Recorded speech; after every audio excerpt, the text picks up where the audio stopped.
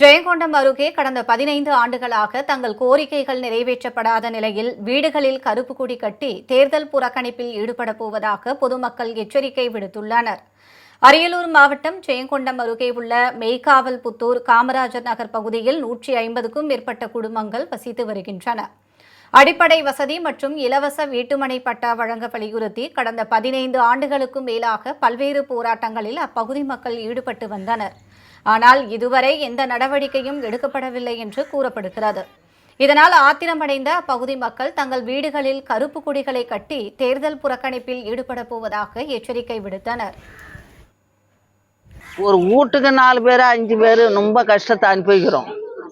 இந்த ஊரில் ஓட்டு தான் வாங்க வராங்களே வெஞ்சி எங்களுக்கு எண்ணெய் எடுத்து ஏழ்மை செய்யல. நாங்கள் கஷ்டத்தை அனுபவிக்கிறோம். யார் ஓட்டு வாங்க வந்தாலும், யார் பிரசரண்டை வந்தாலும் உங்களுக்கு ஊர் வாங்கி தரோம், மண் வாங்கி தரோம், மனம் வாங்கி தரோம், இப்படியே தான் ஏமாத்துறாங்களே வெஞ்சி இது வரைக்கும் எங்களுக்கு எதுவும் செஞ்சதில்லை.